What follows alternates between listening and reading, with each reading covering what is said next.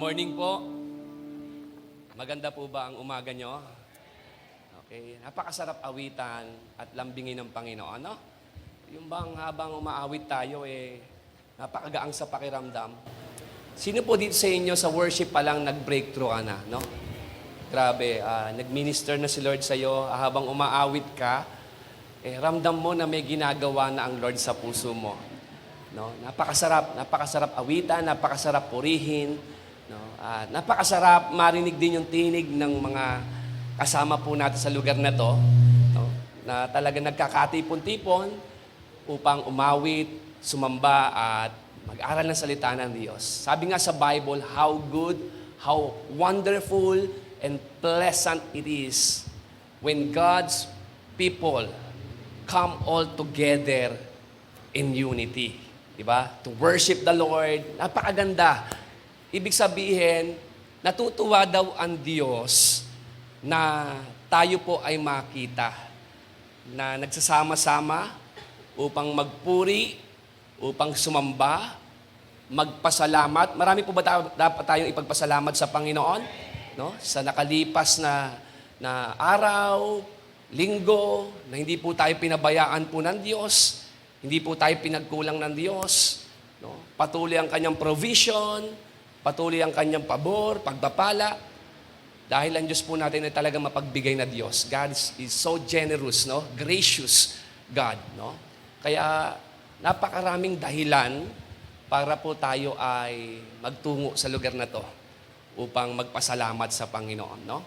Deserve ba ni Lord yung pasasalamat po natin? No? Deserve ba ni Lord yung worship po natin? Amen? No? Now, punta tayo po sa discussion po natin, sa sermon po natin today. Okay. Welcome muna po sa mga bago. No? Welcome home po. So, sabi po sa John chapter 16, nakalagay doon, Jesus told us, pain and suffering would be part of our lives. Tama? Sabi ni Jesus, in this world, you will have troubles, tribulations, sufferings. Andiyan pa ba tayo? No? Why? Because we live in a fallen world broken by sin. Amen? We live in a fallen world broken by sin. That's why pain is part of life. And pain is inevitable. Hindi na po mawawala po sa atin na tayo po'y masaktan at mahirapan. Bahagi na po yan ng ating buhay. Okay? Bahagi na po yan. Whether you are a believer, no, o non-believer, you would experience pain and sufferings. That's the Bible tells us. Are we getting this? No? So everyone is living with some kind of pain. It may be physical, no? Maaring in pain ka physically. It may be relational. May problema ka sa relasyon, sa asawa, sa mga anak, sa magulang. Are we getting this? It may be mental. Nag-i-struggle ka ngayon. No? Meron kang mental fatigue. Okay? Sobrang stress ka, may anxiety ka. Or it would be what? Emotional. Nagna-nervous breakdown ka. No? Talagang sobra yung takot mo. It would be financial. Ang hirap. Di ba po? No? Kapag tayo dumaranas ng kahirapan, social or spiritual. But it all hurts. Lahat ng ito ay nagdadala sa atin ng sakit. Amin po ba doon? Amin po ba doon? Now, sino dito ayaw mo ng pain? Do you hate pain? No? Of course, no? Ayaw natin ng pain. Maybe some of us would say, I hate pain. No? I think most people, no, would say, I hate pain. Pero alam niyo po, for me, it's my opinion, no, that people don't hate pain. They don't hate pain. What they hate is that pain without a purpose. Are we getting this? No? Hindi naman talaga yung pain ang inaayawan natin. kundi yung pain na alam natin na hindi beneficial o walang layunin sa atin. Walang purpose. Amen po ba doon? No? Andiyan ba tayo? People hate pain when there is no reason behind it. Na walang reason or purpose na ka-attach doon sa pain. Amen po ba doon? Yung bang wala silang makitang punto. Wala silang makitang reason. No? I don't see the purpose. Maaaring sa relasyon, kung bakit ka nasasaktan, minsan iniisip mo, may patutunguhan pa ba to? Bakit ako nasasaktan? Okay lang masaktan, basta may patutunguhan. Basta may magandang dahilan. Amen po ba doon? No? It might be in your marriage, na bakit kailangan pang ituloy pa? Bakit kailangan pa?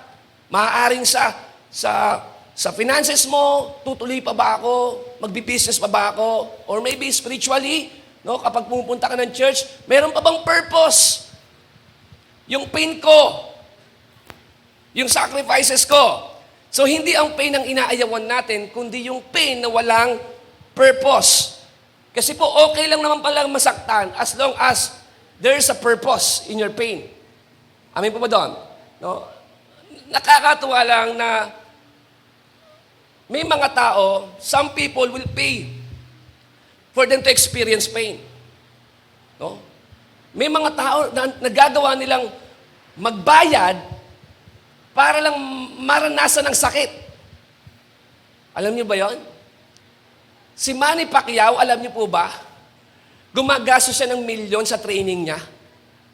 Pahihirapan lang siya, patatakbuhin siya, papaluin siya rito, hahanap siya ng ka-sparring.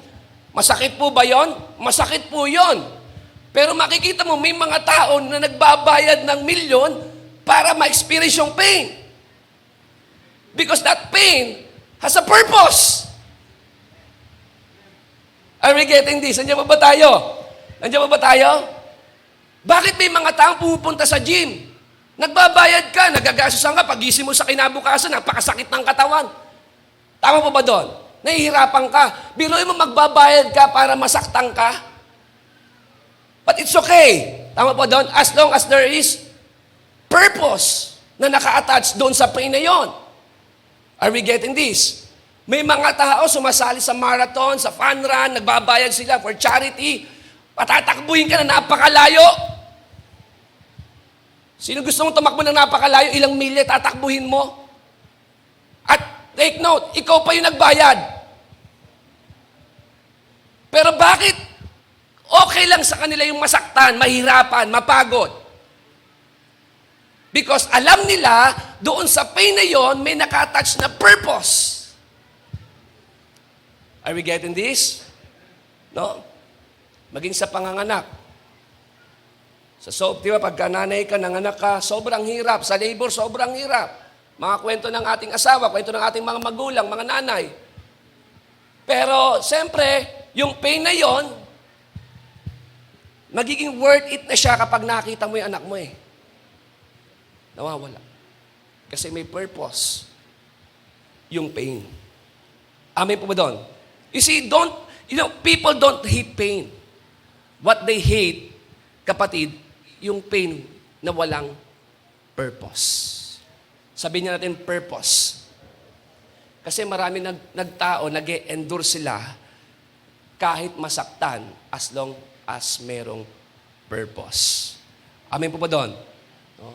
Pero sa atin po mga anak ng Diyos, ang mga paghihirap po natin, ang mga sakit na nararanasan po natin, bilang mga anak ng Diyos, ang Lord hindi niya sasayangin yan. May kabuluhan, may layunin ang Diyos sa mga pinagdadaanan mo ngayon. Are we getting this? No? Merong meaning dyan sa pain na yan. Merong purpose ang Lord sa pain na yan. Kaya kung maiintindihan mo kung ano yung purpose ni Lord sa iyo, kapatid, may iba yung perspective mo dyan sa pinagdadaanan mo.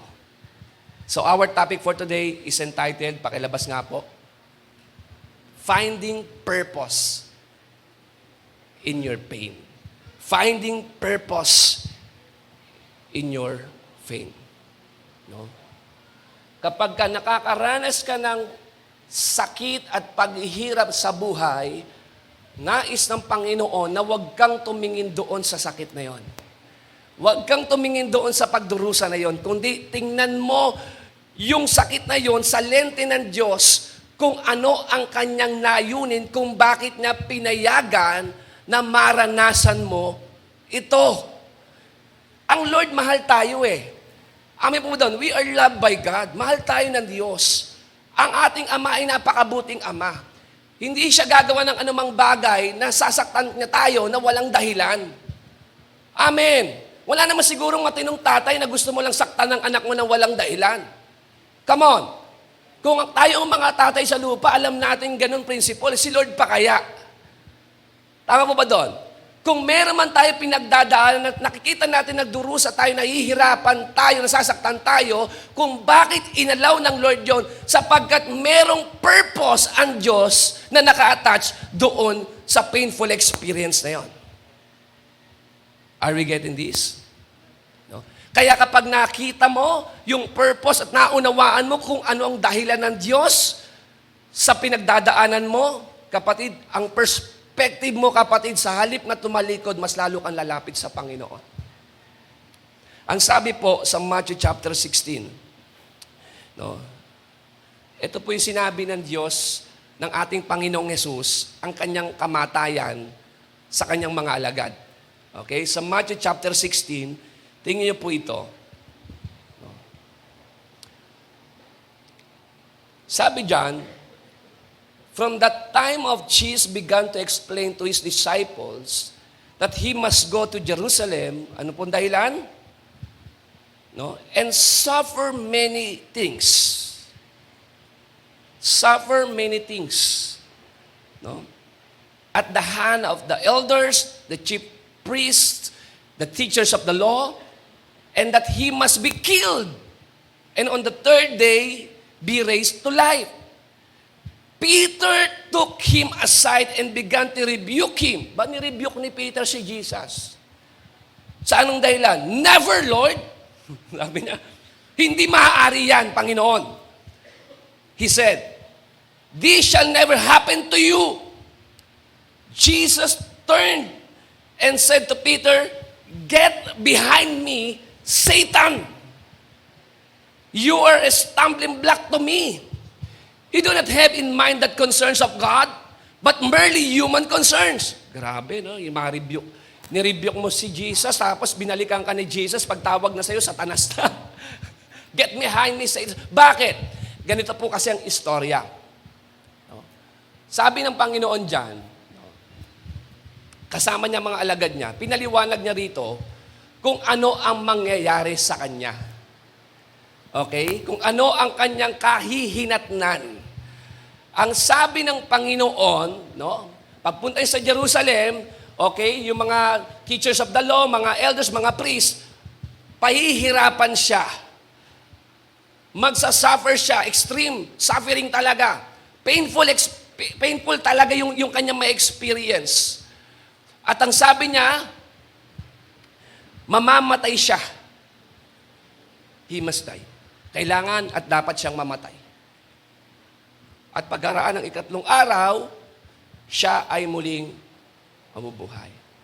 In other words, pinaliwanag ni Jesus kila Peter kung ano ang execution, no, kung ano ang accomplishment o yung vision niya sa salvation. Yung dahilan kung bakit nandito si Jesus, kung bakit naparito ang Panginoon sa mundo. Are we getting this? No? Si Jesus po, hindi po siya lumakad dito sa mundo para lang para maging superstar, para gumawa ng mga miracles, para pakainin ng mga tao, pagalingin ng mga may sakit. Hindi lang po yun ang dahilan kung bakit siya naparito. Ang pinakadahilan niya kung bakit siya narito ay para ihandog ang kanyang buhay para sa kapatawaran natin. So sinabi dito ni Jesus na mangyayari sa kanya yung kalooban ng Diyos, sapagkat yun ang kalooban sa Kanya. Ang purpose ng Kanyang kapanganakan, siya lang naman yung tao na ang purpose ng Kanyang kapanganakan ay mamatay. Diba? Grabe, no? Yun yung mission mo. Anong mission mo? Mamatay. Antindi nun. Guess what? Ano po nangyari? Nung sinabi ni Jesus kung ano ang mangyayari sa kanya, kila Peter, etong si Peter, ni-rebuke si Jesus. At sabi niya, never, Lord! Hindi po pwedeng mangyari sa iyan. Ano ibig sabihin? Kapatid, kapag hindi nangyari yon kay Jesus, hindi tayo magkakaroon ng kapatawaran sa kasalanan. Hindi tayo maliligtas. Sa madaling salita, si Peter nag-iisip na pigilan yung dakilang plano ng Diyos sa sanlibutan. Kapag hindi namatay si Jesus, di mapapahamak tayo. Are we getting this? Maaari kay Peter, Lord, okay na tayo rito, magsaya na lang tayo, maglingkod sa mga tao, nagpapagaling ka naman, ba't di pa pwede yan? Bakit kailangan ka pamatay? Hindi mangyayari dapat sa iyo. Yun ang pinaka-primary purpose ni Lord Yung mamatay, yung ibigay ang kanyang buhay. Kaya, sabi ni Jesus kay Peter, get behind me, Satan! Bakit sinabi niya, si Peter ba ay demonyo, satanas? Hindi. Ang sabi lang ni Jesus, Peter, yung kaisipan mo, sa demonyo yan. Bakit? Kasi ang demonyo, ayaw niyang mangyari ang kaligtasan sa sanlibutan. Nakukuha niyo po yung story? No? Sa demonyo yan, Peter. Parang gusto sabihin ni Jesus, Peter, pag hindi ako namatay, di mapapahamak kayo. Ba't pinipigilan mo?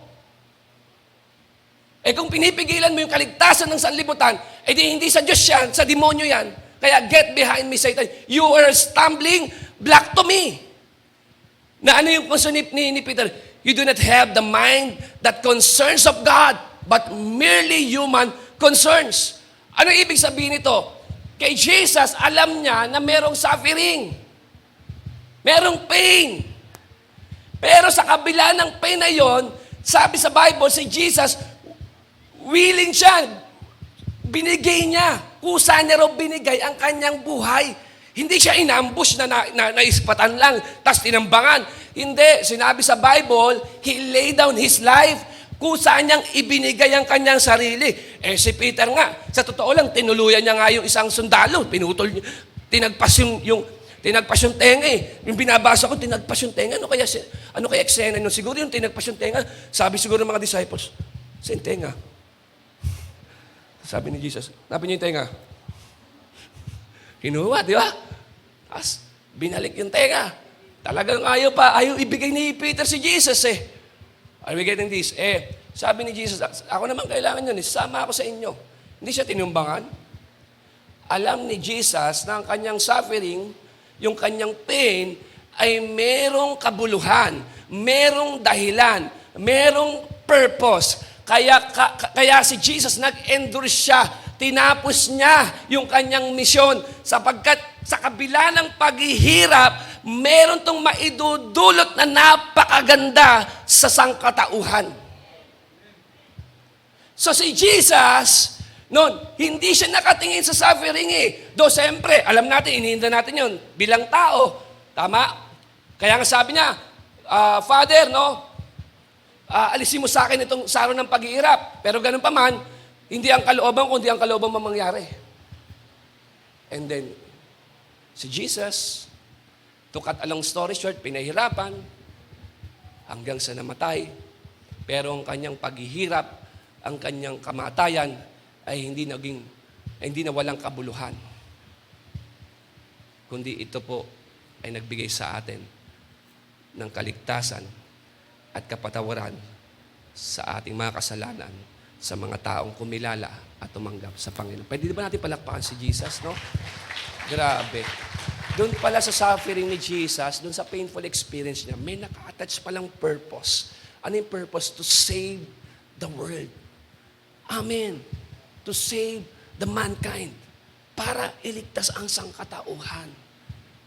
Amen po ba doon? So, tandaan niyo po kapag ka ikaw ay nagsasuffer or nandun ka sa painful condition o situation ng buhay mo, kapatid, lagi mong tatandaan kung bakit inalaw ng Diyos yan, kung bakit mo nararanasan yan, ano man yung struggle mo ngayon. It might be financial, relational, it might be physical, emotional, or spiritual. Kung bakit inalaw ng Lord yan kasi meron siyang purpose. No? Meron siyang gustong i-accomplish sa'yo. Amen po ba doon? Andiyan ba tayo? And another story in the book of Genesis. You know that story ni Joseph the Dreamer. No? Si Joseph the Dreamer, siya po ay binigyan ng Diyos ng isang panaginip. Sa kanyang panaginip, siya po ay mapopromote. No? Maghahari po si Joseph the Dreamer sa kanyang pamilya. No? And then yung sinabi niya po ito, hindi po makapaniwala ang kanyang pamilya, lalo't higit ang kanyang mga kapatid. At dahil na-insulto yung kanyang mga kapatid, nagalit sa kanya, ano ginawa po nila? No? Ginawa nila, pinagkaisahan nila si Joseph. Ang ginawa nila, no? Nung nakita nila si Joseph parating sa kanila, pinag-isipan nila ng hindi maganda to the point na gusto na nilang patayin. So, ginawa nila para wag na lang patayin, paikliin na lang po natin yung istorya, tinapon na lang nila sa balon. Okay? At kaya lang may isa sa kapatid nila nakaisip na pag tinapon natin sa balon niya, di wala tayong pakinabang. Eh may nakita silang mga ngalakal papunta sa Egypt. Bakit di na lang natin ibenta doon yan bilang slave? So, inangat nila uli si Joseph and then binenta nila sa mga ngalakal at yung mga ngalakal, dinala si Joseph doon sa Egypt na wala kahit ano, walang saplot, wala talaga siya. Wala siyang bank account, wala siyang mga contact na tao na matataas na tao. Wala po, talagang wala. Okay? Pero, to cut a long story short, no? Ikat na lang po natin, no? Pagdating pa po doon, naging katiwala siya sa tahan ni Potiphar, and then, pinagbintangan siyang rapist ng asawa ni Potiphar, nakulong siya, sa kulungan, tumagal siya, hanggang sa nagkaroon ng panaginip yung mga kasama, na-interpret niya, and then nung na-interpret niya yung panaginip ng kanyang kasamahan, nakalaya yung isang kasamahan niya, and then isang araw yung hari na naginip din, and then sinabi ng isang kasamahan na ni Joseph na nakalaya, mahal na hari, meron akong kilala sa kulungan, kaya niyang i-interpret yung panaginip ninyo kasi yung hari, nababader siya kung ano na panaginipan niya. So, pinalabas si Joseph, and then guess what? Naipaliwanag ni Joseph yung panaginip ng hari. And to cut a long story short, si Joseph po, pinagkatiwalaan siya ng hari bilang gobernador sa buong Ehipto. Sa buong Ehipto po yun, ha? Oh, and then, ang nangyari, doon sa Egypt, kung saan siya naroon, dumating yung panahon na nagkaroon ng matinding taggutom sa lahat ng bayan. Maliban sa Egypt dahil si Joseph ay nakapag-impok ng pagkain. Eh, wala naman sa Egypt ang kanyang pamilya. Okay? Kaya ang ginagawa ng kanyang pamilya, nabubuhay pa yung pamilya niya, no? Pero kahit nabubuhay, mamamatay na sila sa gutom dahil wala silang makain. Kaya pumunta sila doon sa Egypt para humingi ng tulong, para kumuha ng pagkain, no? Bumalik tayo sa pamilya din. Pagdating doon, nagkita-kita yung mga kapatid ni Joseph at si Joseph the Dreamer. Okay? And then ito na po, no? Ito po yung pinaka punto diyan. Nung nagkita na sila, nagpakilala si Joseph the Dreamer sa kanyang mga kapatid na siya yung kapatid nila na tinalikuran, sinaktan, itinapon sa balon, ibinenta sa mga ngalakal. Nung sinabi ito ni Joseph, hindi makapaniwala yung kanyang mga kapatid. Siyempre, ginawa mo na masama yung tao E di, sobrang takot nila dahil yun yung chance o pagkakataon ni Joseph na gumanti sa kanyang mga kapatid. Pero alam niyo, ang ganda ng sagot ni Joseph dito. Yung nagkaroon na ng tagpuan sa kanila, ito na po yung sinabi po ni Joseph. Sabi po ni Joseph in Genesis chapter 45 verse 5, "But don't be upset. Don't be upset. And don't be angry with yourselves for selling me to this place. Why? It was God who sent me here ahead of you to preserve your lives." Wow! Ibig sabihin, masakit man ang nakalipas, itinapon, tinalikuran, ibinenta, ikinulong, kinalimutan, but at the end of the day, it has a purpose. Amen po ba doon? Kaya sabi po rin sa verse 7, God sent me ahead of you to rescue you in this amazing way. And to make sure that you and your descendants survives. Minsan, no, nasasaktan tayo sa tuwing nakakakita po tayo, no, na yung parang, grabe, bakit ko nararanasan ito? Pero kung alam mo lang, meron dahilan si Lord dyan eh. Could it be or is it possible kung bakit nakikita mo o pinapakita sa iyo ng Diyos yung kalagayan ng pamilya mo, nasasaktan ka, nahihirapan ka, umiiyak ka. Is it possible kung bakit yan ang nararanasan mo ngayon upang ang Diyos na gumawa ng bagay sa buhay mo at makita mo, magdala yung pain na yan sa family mo para ikaw ay maging matapang at maging matyaga sa buhay para iahon sila sa hirap. Yang pain na yan, may dahilan. Amen. Andiyan ba tayo? Kung bakit ganon? Sobrang hirap namin. Eh kung yun lang titingnan mo, babagsak talaga ang mundo mo. Pero bakit ganon yung iyak sa puso mo? May mga tao, dahil nakita nila yung kalagayan ng kanilang pamilya, umiiyak sila sa kanilang pamilya. Kahit yung mga bagay na kinatatakutan nila, hinarap nila. Naging matapang sila para para yung pain na yon na inilagay ng Lord sa kanila ay maging dahilan para gamitin siya ng Panginoon sa kanyang pamilya. Pwede yun eh. Diyan mo ba tayo? So yung pain, meron po siyang purpose. No? Pagdating ng panahon, kapatid, makikita mo na meron palang layunin ng Diyos sa mga paghihirap mo. Kaya wag mong tingnan yung buhay mo na kung bakit ka nasasaktan ngayon, and then yung perspective mo, parang ikaw ay biktima. Hindi po yan ang nais ng Lord na makita mo. Kundi nais na makita ni Lord, gusto ni Lord na makita mo kung ano yung kanyang purpose dyan sa pain na na-experience mo. Amen po ba doon? No? Maaaring sinasabi mo na, Pastor, madali lang magsalita, pero sa totoo napakasakit talaga, ang hirap talaga, hindi ako makapag-get over. No? Trinador ako, pinagkaisan ako, nireject ako. Pero kapatid, yung rejection na yan, yung betrayal na yan, may dahilan si Lord. Diyan sa betrayal na yan, pwedeng gamitin ng Panginoon yan para mas lalo kang tumapang at maging matibay sa buhay. Amen po ba doon? No? Andiyan ba tayo? Alam niyo po bang ibig sabihin po ng Joseph? Ang ibig sabihin ng Joseph, tinignan ko, it means God will add. God will add. No? God will add. Ano ibig sabihin? No? God will add purpose in your pain. Lahat ng paghihirap, sakit na pinagdaanan ni Joseph, yun pala ay preparation ng Diyos sa dakilang plano niya sa buhay ni Joseph.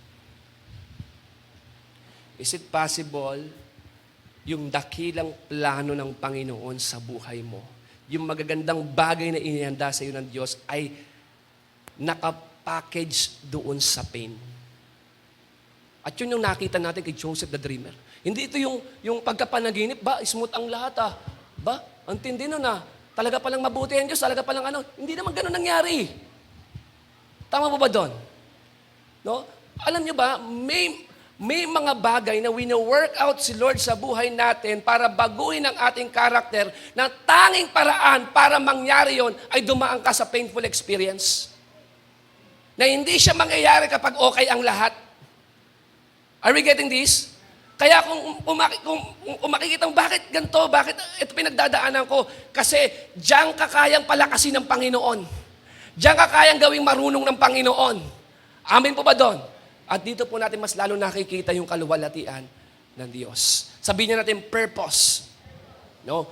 May dahilan ang ating paghihirap. Amen po, ang iyong dinaranas ay merong patutunguhan.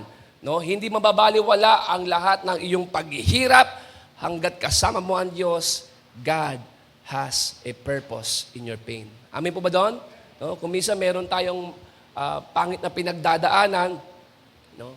Pero sa totoo lang, yung pangit na yon sa Lord, maganda yon. Are we getting this? No? Kaya nga sabi nga sa nabasa ko sa isang quotation, the breaking is so hard because the breakthrough is so great. Ang tindi na na-experience ni Joseph eh. Pero sa tindi ng kanyang pinagdaanan, ang tindi rin ng kanyang destinasyon. Tama? Are we getting this? No? Kasi ako naniniwala ko, yung pagdadalan sa iyo ng Panginoon, depende yon sa karakter na kaya mong i-bear. Hindi po pwede lumagpas for example, yung ministry mo sa karakter mo. Tama? Kung saan umaabot ang karakter mo, nandun lang yung ministry mo. Are we getting this?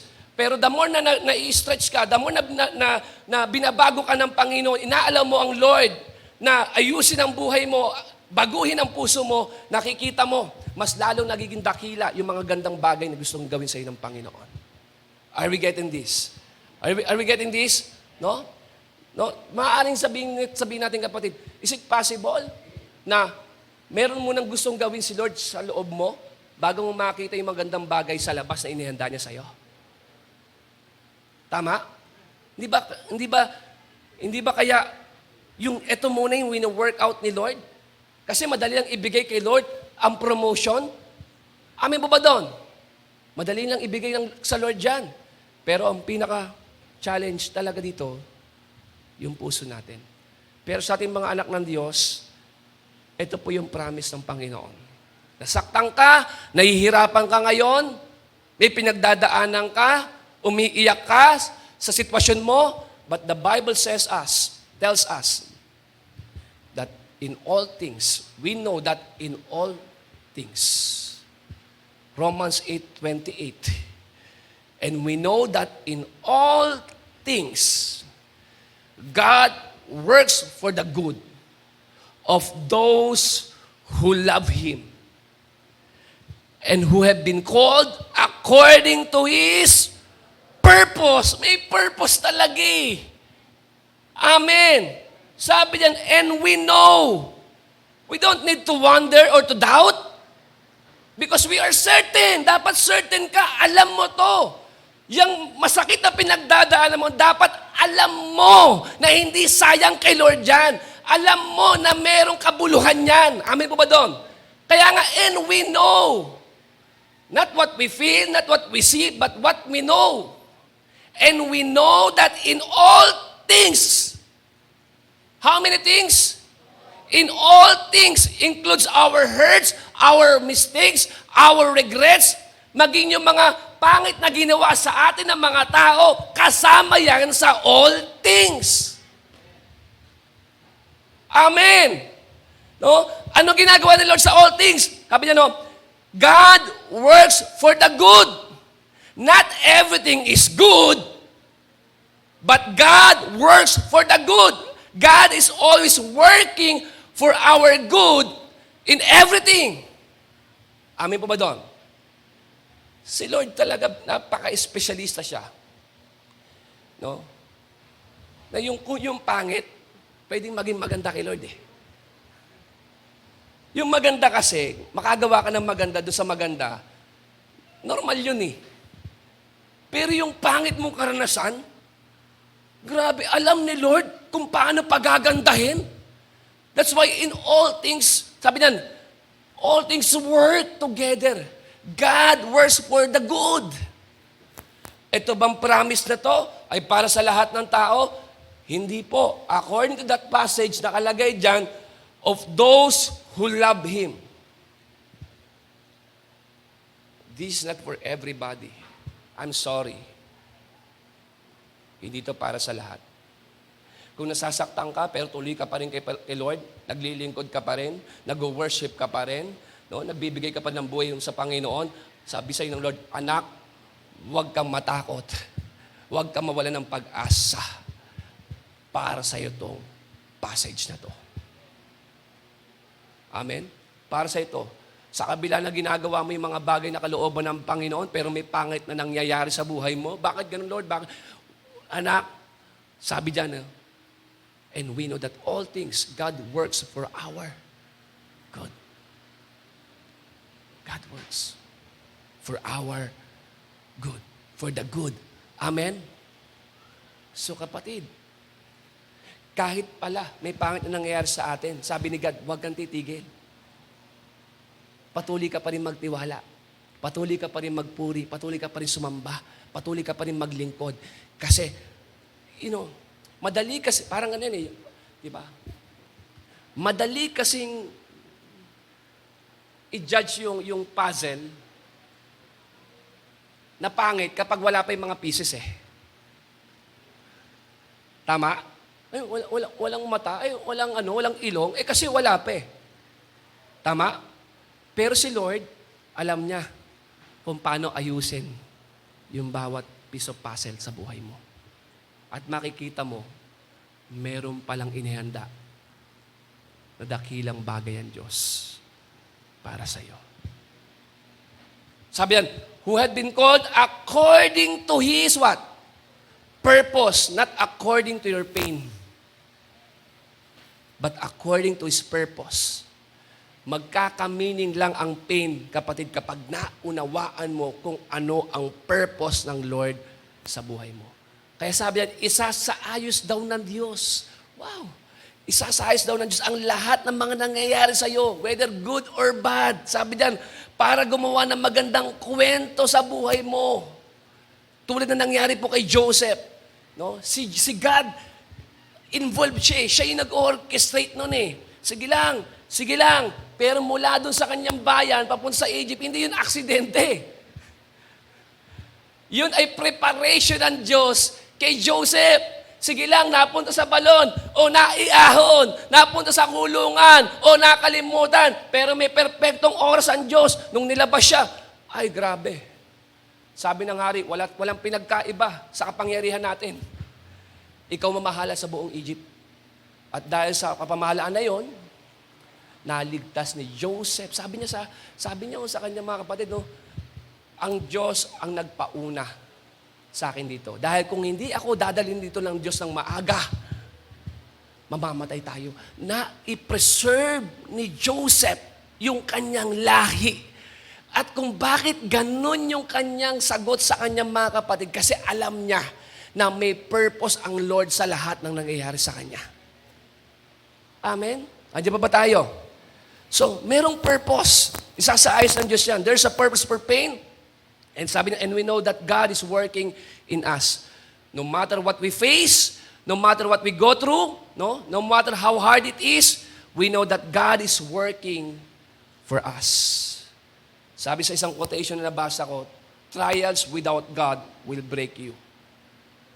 But trials with God will make you. Intindi?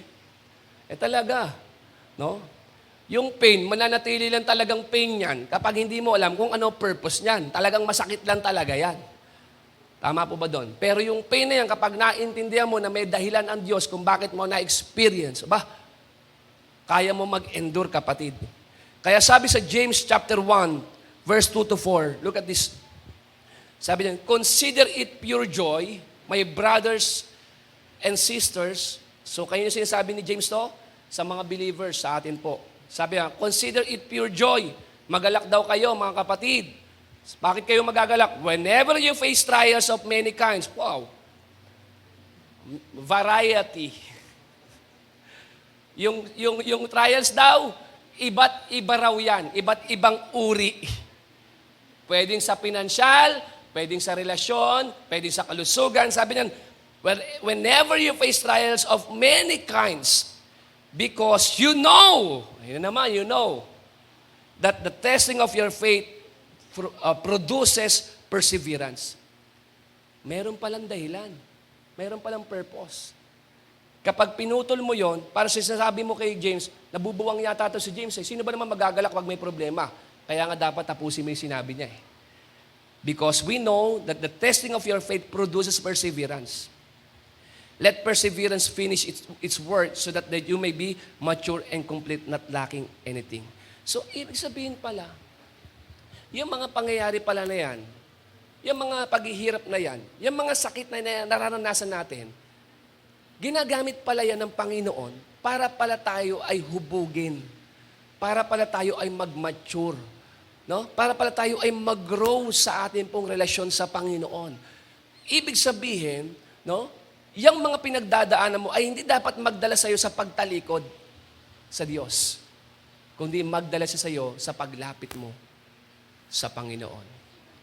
Amen po ba doon? So instead of asking yourself, why is this happening to me? Eh naman lagi natin, where are you, Lord? Why is this happening to me? So start asking these questions, kapatid, na ano po yung tanong? What do you want me to learn? Yan na lang. Para hindi sayang yung paghihirap mo, sa halip na itanong mo na, ano tong nangyayari sa akin? Eh kasi nga, kung bakit yan nangyari, may dahilan si Lord kung bakit niya inalaw. Kaya ang dapat mong tanong, Lord, what do you want me to learn? And whom do you want me to help?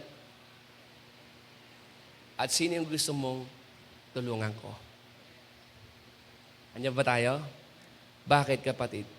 Sa Lord, ang pain may meaning, may purpose. Isaiah chapter 66 verse 9, in the same way, I will not cause pain without allowing something new to be born. Ito talaga, gandang-ganda ako dito eh. Si God na nagsabi niya, no, I will not. In the same way, I will not cause pain without allowing something new to be born. So, nakaka-excite pa. After ng testing, hintayin mo kung ano yung inihanda ng Diyos sa'yo. Amen. The Lord says this, I promise that if I cause you the pain of birth, I will not stop you from having your new nation. Your God said this. May promise. Totoo, kay Lord yung promise after testing, meron matinding blessing eh. Yes. Are we getting this? So, that pain is not there to stop you. That pain is there to increase you. Amen? To develop you. To prepare you. Yan ang dahilan. Lord, anong gusto mong i-work out sa buhay ko? Anong gusto mong matutunan ko? Merong taong nakasakit sa akin. Ano gusto mong matutunan ko? Sa tingin mo, magpatawad. Magpatawad. Forgiveness is the highest form of love. Kung pinatawad tayo ng Diyos, nais din ng Panginoon na tayo nakareceive ng forgiveness, ay mag-release din ng forgiveness sa iba. Amen. Lord, bakit sobrang hirap ng buhay ko? Ano gusto mo matutunan ko? Lak, simple lang. Huwag kang umasa sa resources mo. Asahan mo ko. I will provide. I am the source. And I provide. God will provide all your needs according to His riches and glory. Because many times, kapag tayo ay nagkukulang, hindi si God ang hinahanap natin. Tama? Pero tinuturuan ka ng Diyos na magkulang, sinasarado ng Diyos ang mga pintuan na pwede mong pagkuwanan para ano? Para tumingin ka sa Kanya. At maintindihan mo, siya ang pinagmumulan ng lahat. Hindi sayang. Hindi sayang. Minsan, kailangan may mawala para matutunan mo maging grateful sa buhay. Ang dali kasing i-overlook ng goodness ni Lord every day. Tama? Kailan mo pinasalamatan ang bahay mo? Hindi mo ba alam, maraming mga tao na wala ng bahay? Kailan mo pinasalamatan ang pamilya mo? Hindi mo ba alam, maraming mga tao walang pamilya? Minsan na-overlook natin ang isang bagay, no, yung kabutihan ng Panginoon, kasi nataking for granted na natin everyday. At minsan kailangan pa may mawala para sabihin mo, napakahalaga pala ng ibinibigay ng Panginoon sa atin. Na maging grateful tayo. Bakit? Kasi time goes by, nagiging reklamador na tayo. Sa halip na hanapin natin yung magagandang bagay na ginagawa sa atin ng Panginoon, habang tumatagal tayo sa ating relasyon sa Lord, ang nangyayari, mas lalo tayo nagiging mareklamo.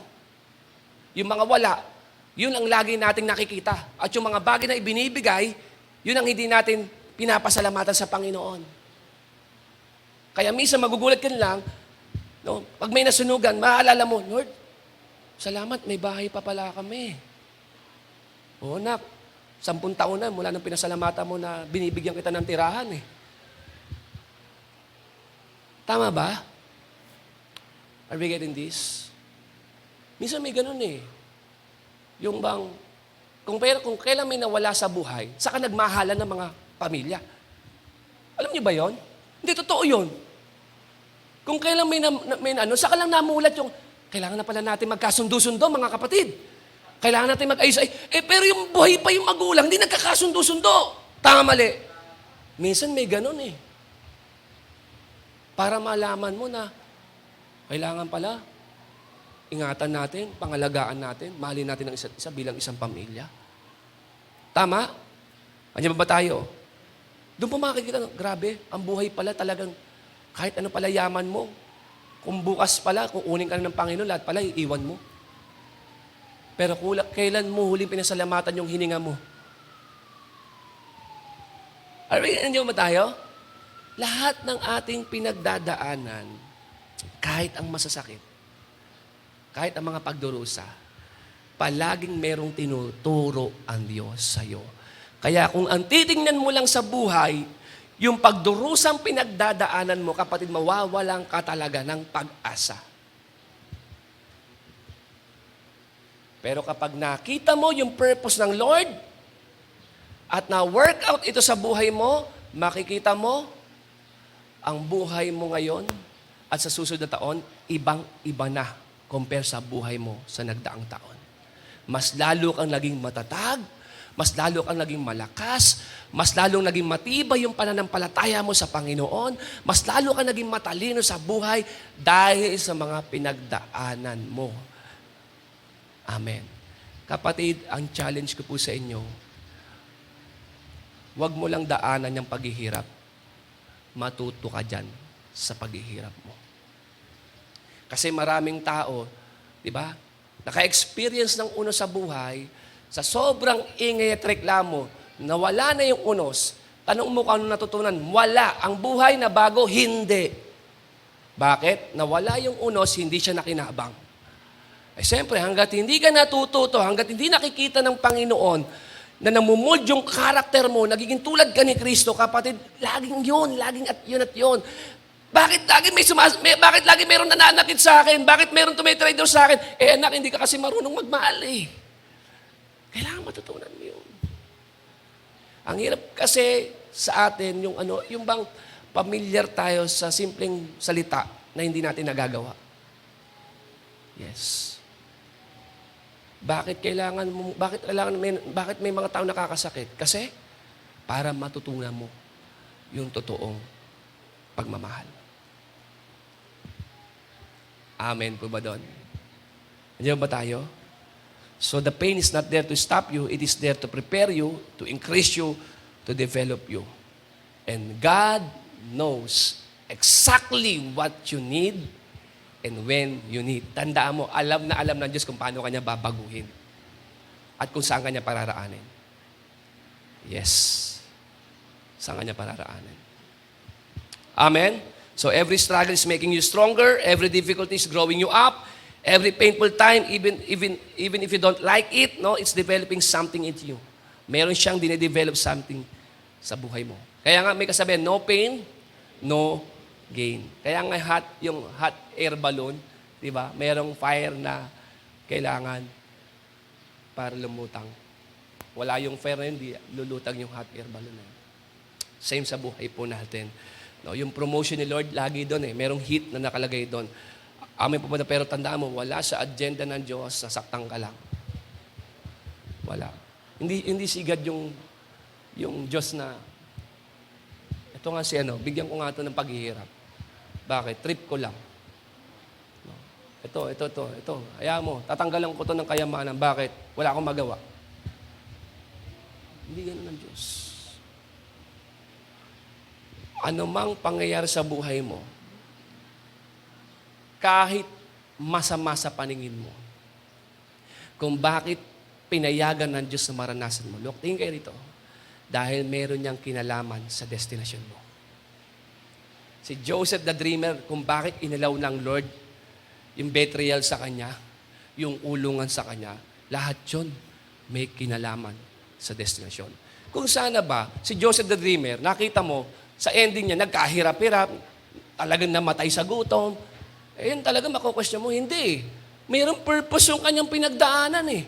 Bakit? Sabi ka sa Bible, di ba, walang anumang bagay na mangyayari hindi sa kapahintulutan ng Diyos eh. Ibig sabihin, kung may pinahintulot siya, hindi dahil sa, kung bakit nawala ng perto, bakit, hindi ko nabantayan si Satanas, naisahan to, hindi ganoon ang Lord. Kung pinahintulot niya yon, imagine, para ka isang sail na, isang bangka, na andun yung promised land mo, kapatid. Andito yung promised land mo, isa kang bangka. And then ito yung unos ng buhay, yung hangin, babayuhin ka. Kapatid, kung ang hangin ng kaaway, na pangit na pangyayari sa buhay mo, babayuhin ka papalayo sa promised land mo, sa destination mo, hindi papayag ang Diyos. Kasi nga, ang plano niya sa'yo, wala siyang plano na saktan. Ang bawat isa. Amin po ba doon? Ang plano ng Lord sa atin ay to prosper us. Tama. So, anumang ihip ng hangin na gawa ng kaaway na hindi magpapalapit sa destination mo, kundi maglalayo, hindi yung papayagan ng Diyos. Pero kung ang pangit na gagawin sa ng kaaway ay may kinalaman sa pag-abante mo doon sa magandang destination, katulad ni Joseph the Dreamer, binetray, okay, binetray, nilagay sa balon, nilagay sa balon, nakulong, pero paglabas sa kulungan, nandun siya sa pagiging gobernador. Ganon ang karunungan ng Diyos. Kaya kung nasasaktan ka ngayon, tanongin mo si Lord, Lord, anong gusto mong matutunan? Ano gusto mong maunawaan ko? Ano gusto mong baguhin sa akin? Ayusin sa puso ko? Ano po ang gusto mong matutunan ko rito? Is it possible na nais ng Panginoon sabihin sa Nak, isa lang. Isang bagay gusto mong matutunan. O pwede ba may pera ka o wala? Pag nag-worship ka, all out ka. Hindi yung kapag may pera kang taas-taas ng kamay mo. Kung makakanta ka, wagas yung pagkanta mo. Bakit? Bagong sahod ka eh. Bagong entrega yung mister mo eh. So kapag nag-worship ka talaga, sigaw na sigaw. Tapos pag walang pera, kay raming humadlang. Di ba pwede? Na may pera ka't wala, pagdating sa pagpupurit pananambahan, all out sa Diyos. Kasi hindi ang kawalan mo ang magsasabi kung ang Diyos ay mabuti o hindi. Amin po ba doon? Amin po ba doon? Bakit gusto ng Lord na magpatawad ka? Kasi isang araw makakasakit ka rin. At kapag nagtanim ka ng kapatawaran, aani ka ng kapatawaran. Andiyan ba tayo? May mga bagay na bakit ka nasasaktan? Bakit inaalaw ng Lord? Kasi meron siyang dahilan. Bakit dumating, Lord, bumagsak yung buhay ko?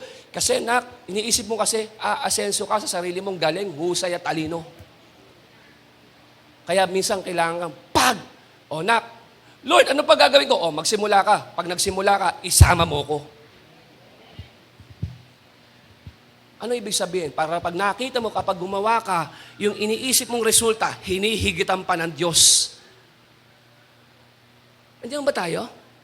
So lahat ng bagay, kung bakit mo pinagdadaanan to, bakit I remember, sinanak ni Pastor Peter Tanchi, si Joy Tanchi, grabe, bata pa lang siya, na-rape po siya. At talagang binulugar nito, senior niya po ito nung lumaki na po siya. Hindi naman, tingnan mo yung, kahit si Dr. Peter Tanchi ng CCF, hindi niya maintindihan kung bakit nangyari yun. Kasi sabi niya nga sa Diyos, bakit mo hinayaan yung anak ko na rape? Nasa Bible study ako. Hindi mo ba kayang ingatan ang anak ko habang gumagawa ko ng kalooban mo? Totoong mapakahirap nung ipaliwanag. Sa amin po, pinaka-challenge po sa amin, yung mag-speak ka sa patay. Yes. Kasi napakahirap sabihin yung pagiging positibo sa kabila ng kalungkutan. Yung ganyang mga tanong, kung mabuti niya, ba't niya kinuha nanay ko? Bakit kinuha niya yung kapatid ko? Paano mo sasagutin basta-basta yun? Nakuha niyo po ito? Maisip niya, bakit ganon? Alam niyo, dumating yung oras at panahon, yung experience, yung painful experience, tragic experience ni Joy Tanchi, ginamit ng Diyos para maging mainam, maging best counselor pagdating sa mga babaeng namolestya. Meron siyang authority kung paano manatili sa Panginoon sa kabila ng sitwasyon na hindi mo maintindihan. Siya po nagka-counsel. Yung mga na-abuse, molested, bakit ganun katindi? Gaano ba kalaki CCF? Ang laki ng kanilang pinagkatiwala ng Lord Ang sarap kasi marinig, kapatid, sa isang tao, kapag nagkwento, may authority. Tama po ba doon? Kaya minsan, di ba, kung bakit inaalaw ng Lord sa atin na ma-experience natin ganong kahirap na kalagayan, is it possible? Kapag labas mo dyan, may maikukwento ka sa iba. Kasi si Lord, missionary si God Hindi po pwede yung experience mo pang sa'yo lang. Paano mo nangyari? Kuwari may isang nanay, nagkukulang, hirap na hirap sa buhay, tapos bigla kang makakausap, paano mo nagawa? Sa kabila ng kawalan, nagagawa mo magpatuloy at maglingkod sa Diyos, wala ka nga, hindi ka nga binibless. Pag nagsalita ka na, it's not about the blessing, it's all about the blessor. It's not about the channels, it's all about the source. Kung hindi ako pinabayaan ng Diyos sa taong kong ito, maglilingkod at maglilingkod pa rin ako sa Panginoon. Kung napuntahan ko itong edad na to, isa lang ibig sabihin na natiling tapat ang Diyos sa buhay ko. Nakukuha niyo po ito? Kapag naranasan mo, kaya sabihin mo sa atin, don't waste your pain. Don't waste your pain. May magandang kwento ang Diyos dyan. Huwag kang tatalikod. Huwag kang lalayo sa Panginoon. Kunin mo yung pain na yan na, Lord, ano yung purpose na naka-attach dito sa pain na to? Bakit nagkaganito yung karir ko? Bakit nagbumagsak ang negosyo ko? Bakit ako nagkasakit? Bakit nagkanto yung problema yung pamilya ko? Kunin mo yung purpose. Huwag mong tingnan yung paghihirap. Tingnan mo ano yung naka-attach na layunin ng Diyos dyan sa pinagdadaanan mo. And then, this is what faith is all about. No matter what happened, I'm gonna put my trust in you, Lord. Hindi naman talaga faith Panginoon, ano man ang pinagdadaanan ko ngayon, ano man ang sitwasyon ko ngayon, mananatili pa rin akong magpupuri at magpapasalamat sa iyo. Dito po ako magtatapos. Kapatid, yung pain na yan, babaguhin ka niyan. Ulitin ko, yung pain na yan, hindi ka aalisan niya ng wala lang. Hindi yan maaalis ng wala lang. Pag nakalabas ka dyan, matindi ang binago sa iyo ng Diyos. Matindi. So dyan sa pain na yan, you have a choice. You have a choice. Are we getting this? It's either you can come out bitter or you can come out better. It's up to you. Diyan sa pain mo, babaguhin ka ba niyan para maging better ka? O babaguhin ka niyan para maging bitter ka? It's your choice. Pero nais ng Panginoon, sa kabila ng pinagdadaanan mo, maintindihan mo na hindi mo yung pinagdadaanan mag-isa. God knows what you're going through. Alam ng Diyos yan. Kung may nawala, kung may bumagsak na negosyo, trabaho, career, na walang trabaho, nagkasakit, alam ng Diyos yan. Alam ng Diyos. At merong nilulutong magandang testimony si Lord sa'yo. Iniwang ka, sinaktan ka ng partner mo. And so, tapos na ba? Tapos na ba? Hindi pa. Kay Lord, yung setback mo, papalitan niya ng matinding comeback sa buhay mo.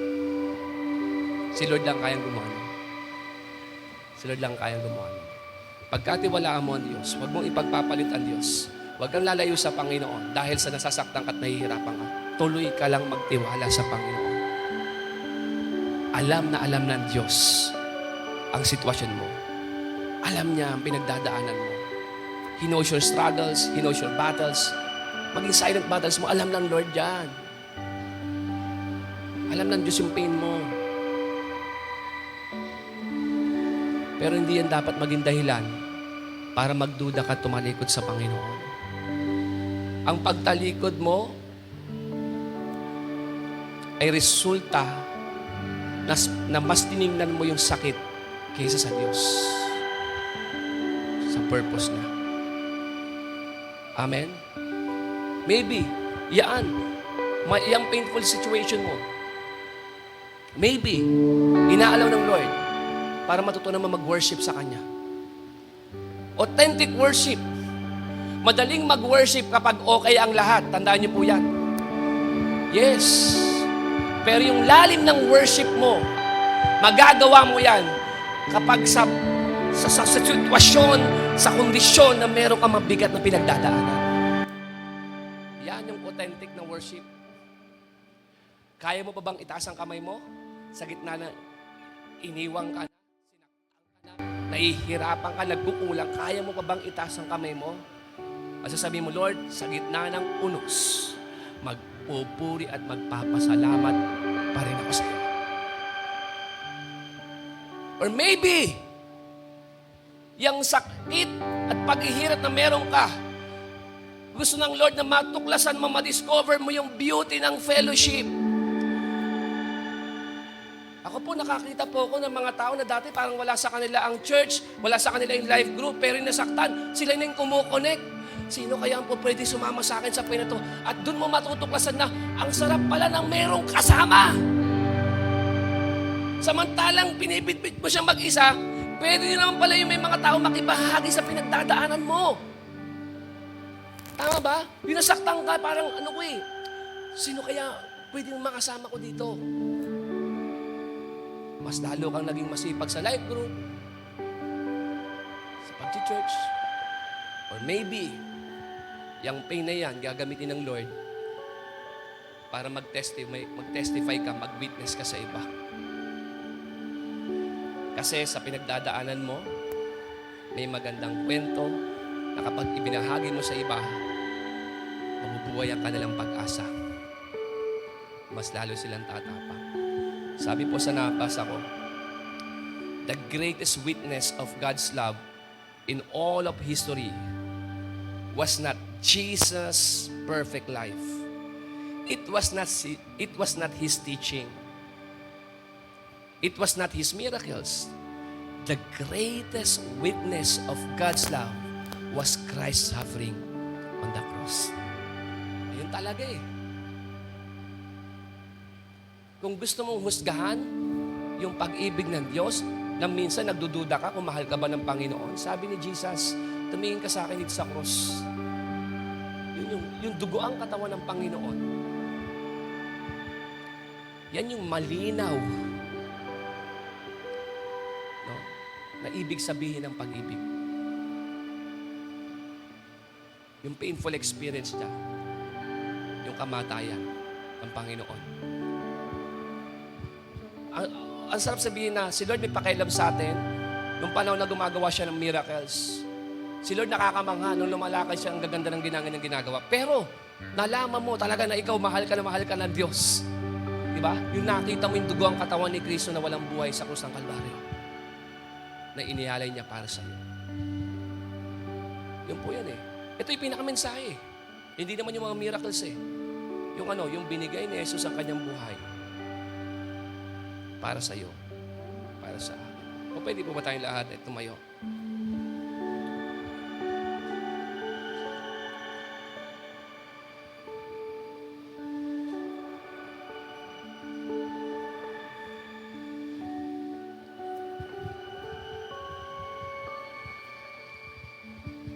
O pwede ba sa mga oras na to,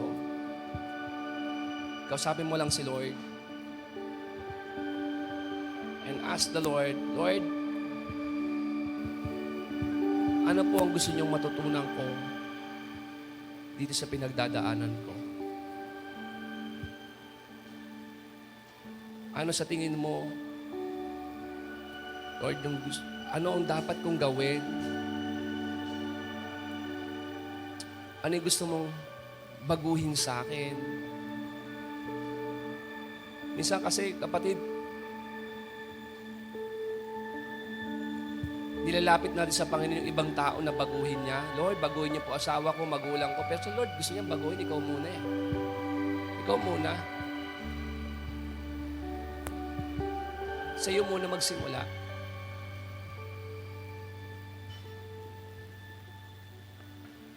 Bago mo makita yung magandang bagay na inihanda niya sa labas, kailangan ma-accomplish mo na ni Lord kung ano yung nasa loob mo. Bakit kinasaktan? Bakit inalaw ng Lord na maranasan mo yan? At kung yan ay inaalaw ng Lord, is it possible na piniprepare ka ni Lord doon sa magandang destination na pagdadala niya sa'yo? So, submit sa process ni Lord. Kung ano may proseso ng Panginoon, mag-submit ka lang. Lord, mangyari po sa akin ang kalooban mo. Masakit, mahirap, pero alam mo lahat-lahat sa akin. Alam mo kung paano ako babaguhin. Alam mo kung paano ako iaayos. Pinagkakatiwala ko po sa iyo lahat. Sige lang kapatid, kung ano man yung dinadala mo ngayon, kung nakalabas ka na dyan sa pain na yan, sabi mo, Lord, salamat. Grabe po ang natutunan ko sa pinagdaanan ko. Ang dami ko pong naranasang hirap, pero Lord, nakita ko kung paano mo binago ang buhay ko. Lord, patuloy ako magtitiwala, patuloy akong magpupuri, patuloy akong sasamba at maglilingkod sa iyo. Kahit na at kahit pa. Panginoon, salamat po. Salamat po sa umagang ito, sa mensaheng ipinarating mo, sa bawat isa. Holy Spirit, we allow you to minister to us right now. Pinagkakatiwala ko po sa Banal na Espiritu na itanim mo sa puso ng bawat isa ang binhi ng iyong salita.